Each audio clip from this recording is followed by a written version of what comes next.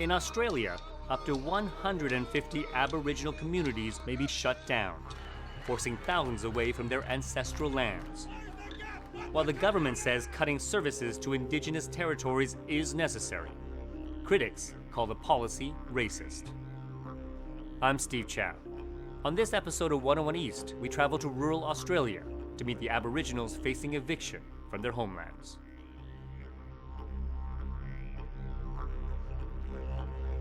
The vast deserts of northern Western Australia look empty. But for 50,000 years, they've been home to Aborigines who've used these desolate plains to sustain the world's oldest living culture. Today, some of their descendants remain on ancestral land in 270 remote communities. But the Western Australian state government threatens to shut a significant number of them down because it says they're not working. To suggest that we are providing a safe, nurturing environment for the children, but not just the children, but all community members, would be naive in the extreme. There's been a bunch of politicians meeting together, making all these big, far-reaching decisions without involving Aboriginal people in those conversations. And the Aboriginal people are tired of the government talking about us without us. One of the most emotive government claims is that Aboriginal children out here are at risk from drunken pedophiles too far from police protection. We do know that these communities have a higher rate of child sex abuse than we see in the broader community. And a lot of that is to do with other issues which affect those communities, like alcoholism and substance abuse and family violence, etc. It's commonplace in a lot of the communities that child sexual abuse is pretty much the accepted norm. Always was, always will be Aboriginal land. Such incendiary claims spark anger and fear that they'll be used by white Australia to justify forcing Aborigines from their land yet again.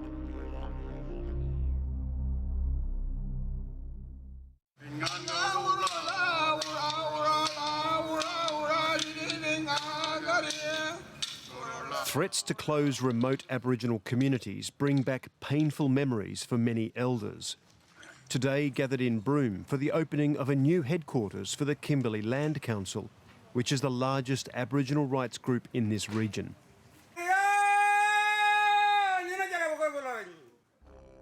The council began in the 60s when pastoralists were forced to pay their Aboriginal workers the minimum wage.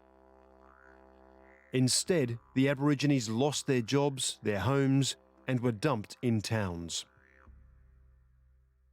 They were moved into towns, had no jobs, was living on welfare benefits, and just the atmosphere of drugs and alcohol actually wiped out a generation of our family. So we're going to see a cycle that is going to incarcerate our mob and kill our mob. To escape that fate, many Aboriginal families moved back to their traditional country and established remote communities there.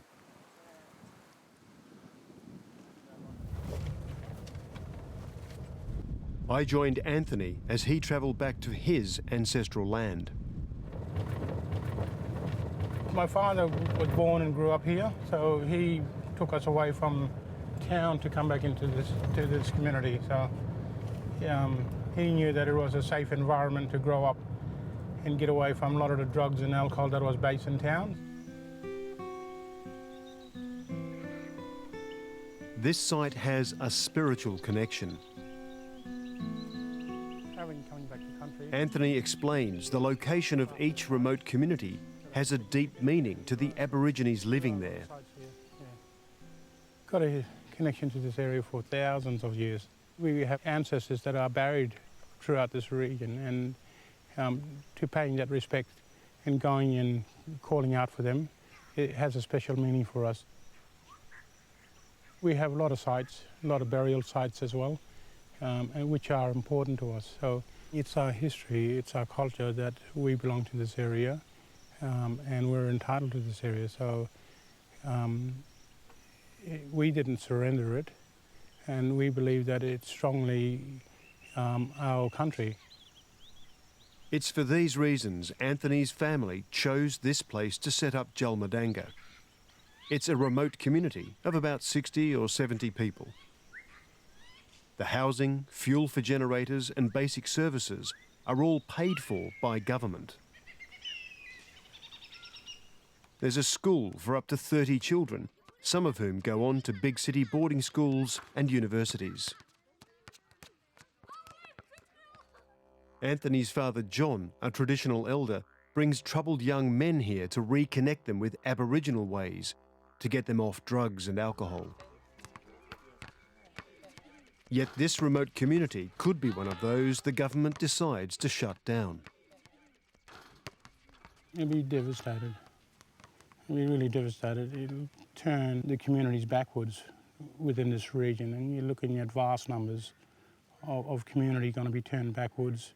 And it's a social issue that we have to build up communities again, and like the hard work that we've put in to building communities is going to be destroyed. I do feel angry with the government. I asked Anthony what he thought of the government's claim that child abuse was widespread in remote communities. It's sad, and it put a blame on all the indigenous Kimberley men that they are pedophile, and which is not true. It was a broad statement right across the region, and it changed. The government changed their stance from the reason why they wanted to close community was for funding issues, and for them to go from their position from funding to child abuse, it was very wrong. Around the country, protests were held over the threats to close 150 of the state's 270 remote communities. The biggest rally was in the state capital, Perth. Close the gap, not the communities! For many, it represents just another episode in what they see as 200 years of white theft of Aboriginal land. This rally here today is about the forced closures of Aboriginal communities, but it's about more than that. It is also about something that we've been struggling for the last 200 years since white man came to this country. The proper respect for Aboriginal culture and giving Aboriginal people back the right to shape their own destiny. This is what this is about.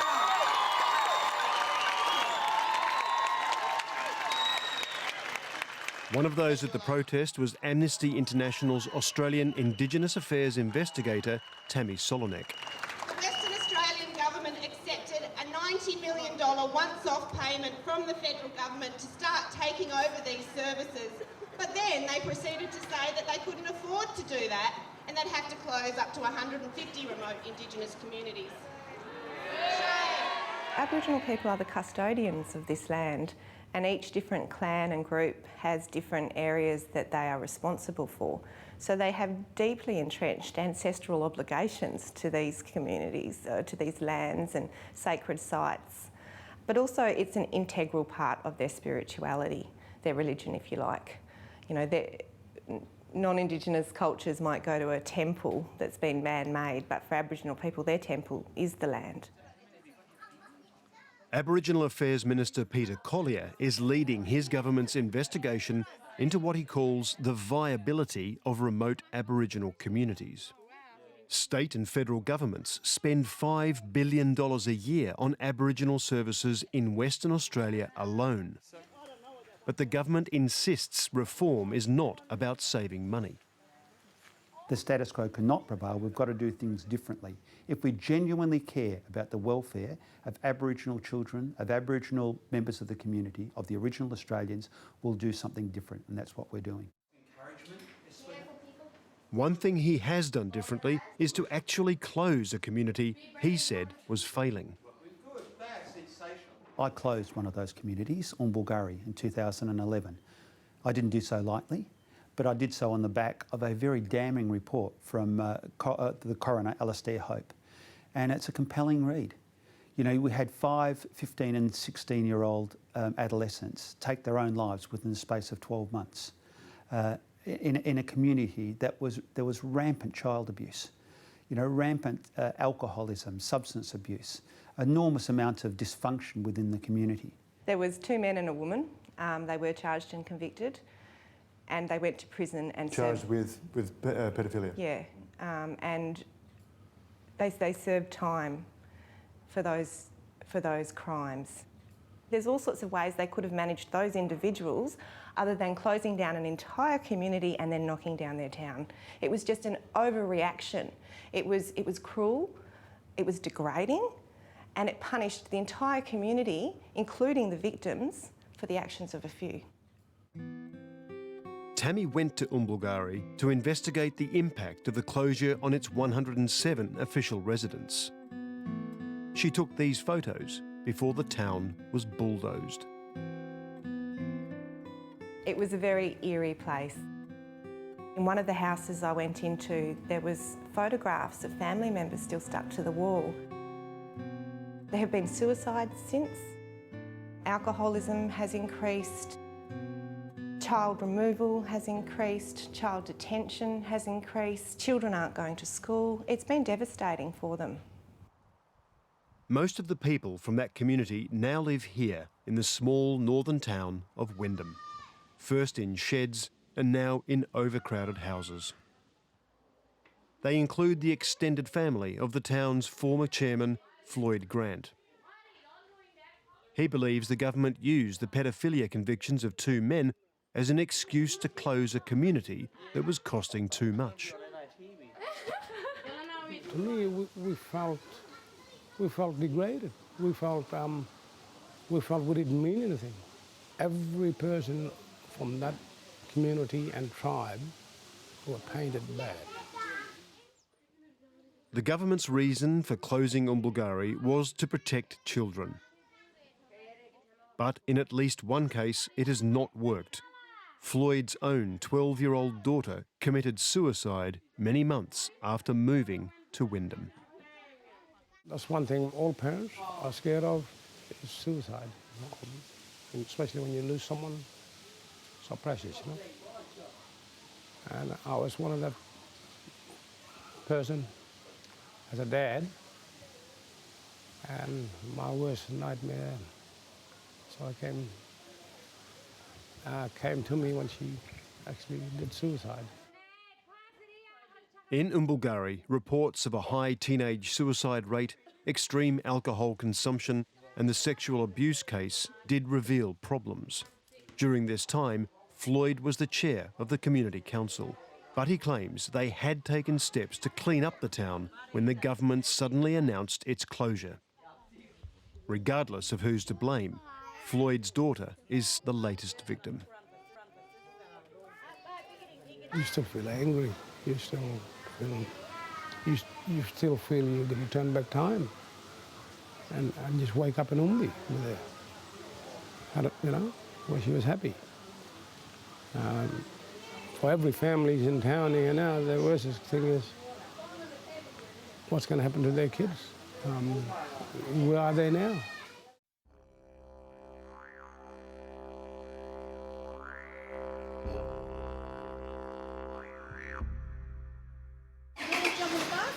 An hour south of Wyndham in Kununurra, Tanya Jew's team goes out each night to rescue Aborigines drinking heavily on the streets. They're busier than usual. Tribal war has broken out in a large settlement nearby, where different clan groups have been forced to live together. Hey, Clarence. I'm Clarence. Yeah. Hey, you know me, Clarence? Yeah. Hey, I'm gonna punch you. Didn't we fight? No. Look there. There has been a couple of murders recently, and it was through domestic violence. So the family members are fighting at this point of time, and it's those family members that are at risk, and many of them are coming to Kununurra to get away from that.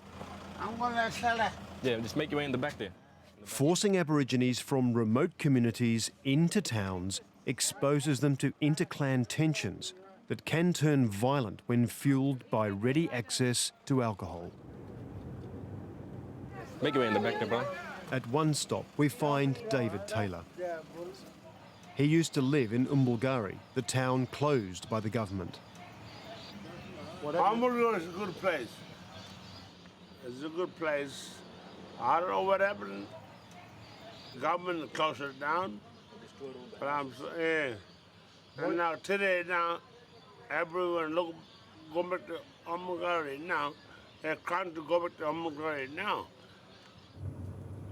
One of the government's concerns was heavy drinking there, but closing the town has not helped David. He's now homeless on the streets of Kununurra, unable to return to his ancestral land.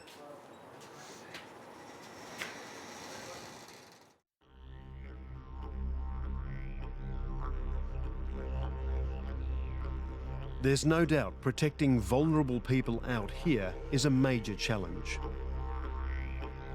Western Australia is the world's largest police jurisdiction, covering twice the area of Western Europe. It's easy to see how the needs of some small communities might slip through the cracks.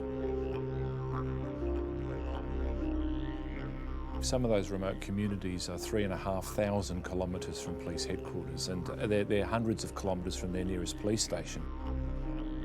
My job is to make sure the children are protected and that the perpetrators of crimes, particularly on children and women, are dealt with. We cannot do that in places like the Kimberley in Western Australia simply because of the distance.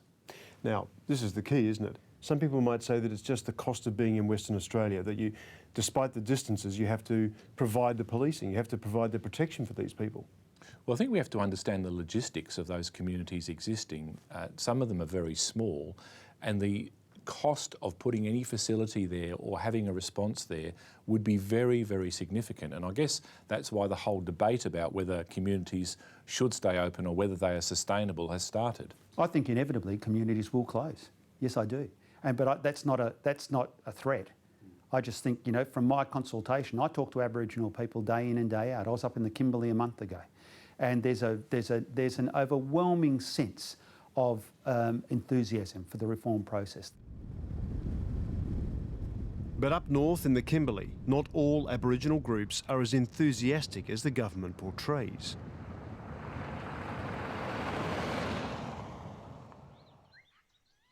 A 5-hour drive from the coast is Fitzroy Crossing, the headquarters for one group at the centre of the reform debate. I come to Marra Warra Warra. Now, this is the oldest and largest Aboriginal resource centre in the Kimberleys. They provide many of the services to remote communities in this area. They know what it takes for people to live there and for those communities to be sustainable. And it was from here, with a single tweet, they started SOS Black Australia, a protest campaign against the possible forced closures of these communities. The group's CEO, Dickie Bedford, is unimpressed with what he's heard from the government so far. Total lack of engagement, total lack of respect. One would assume that the governments would, make some approach to the Aboriginal community and ask us our views about our hardships, our issues, even our views on whether or not it's a viable thing to actually close communities. Well, of course, overcrowding is the problem. Dickie showed me Aboriginal housing in the town that he says demonstrates the challenges they're already facing. He says there are not enough houses and support services are poor. If remote settlements are closed, many more Aborigines will be forced to come to places like this, adding to the problems. Get ready for social chaos, major catastrophe. Closing communities is not the answer. I mean, for a town like Fitzroy Crossing, this organisation is busting at the seams right now, trying to provide, services and adequate services to the members of the town right now. Fitzroy Crossing is also a place where black and white groups are working to improve some of the most troubling problems besetting these communities. We just saw 2 kids on the Tuesday. Yeah, 2 yes. James Fitzpatrick runs Patches, a charity focused on fetal alcohol disorders, which damage the babies of women who drink heavily while pregnant. You've often got a baby who's born with a brain that is poorly structured. They have deficits in certain functional areas like cognition, language, memory. What this flows on to is young people doing poorly at school, often having disrupted education and not finishing school, then being unemployed or welfare dependent, in trouble with the law, and all of the social sequelae that flow on from that. Studies revealed 1 in 5 Aboriginal children here are affected by this condition. But by working with the community to educate young Aborigines, James's organisation has more than halved dangerous drinking among pregnant women over the past 8 years. He says a similar approach should be taken to the problems of remote communities. There needs to be absolutely responsibility taken by Aboriginal communities and by Aboriginal community members to make sure children are safe, they are healthy, they get to school and get an education. But he says the government needs to step up as well. On the other side, we've got governments who are saying, well, it costs a lot to run a remote community. So the government are trying to wash their hands of responsibility for looking after Australian residents who just happen to live a fair way from major cities. After years of working here, James thinks what's needed is investment and training to give Aborigines an economic future, no matter how remote they are. I've seen communities who do very well, who have children who are thriving, who have local enterprises that are sustainable. It can be done, but it can only be done if we turn off the welfare tap and if we turn on a response from government that is unique to remote Australia. I think if you look at any disadvantaged community where there's high levels of poverty and unemployment, that you will find increased incidents of family violence and drug and alcohol abuse and all those other issues, and that is the case for remote Indigenous communities. I don't think it's because they're Aboriginal, I think it's because they're poor. So should some of these communities actually be closed because they may not be viable, or the authorities may not be able to protect people, as they say? It all comes down to choice. You know, if a community want to move, then they should be supported to do that. But if they want to stay, then they also need to be supported to do that because they have a right to live on their homelands. And we've seen successive government policies that have moved Aboriginal people from their homelands, creating intergenerational trauma, not just for those people, but also for the people whose land that they move on to. Always was, always will be Aboriginal land. Always was, always will be Aboriginal land. The protest movement forced the government to start what it calls a consultation process. But some key Aboriginal leaders say they are yet to be fully part of that process. It's about time the government really worked with us, because I just find that we're going to have loggerheads for decades to come if they don't get it right now.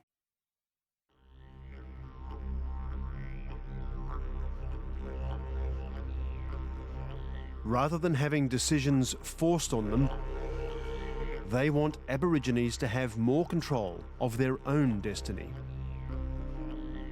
Let's understand one thing. The Indigenous community know that we have these issues. The Indigenous community wants to take the lead role in the reform. We're still crying out to be a part of that process. We want to be engaged. More importantly, we want to do the heavy lifting ourselves in terms of improvements to our welfare and conditions of our communities, most importantly our peoples.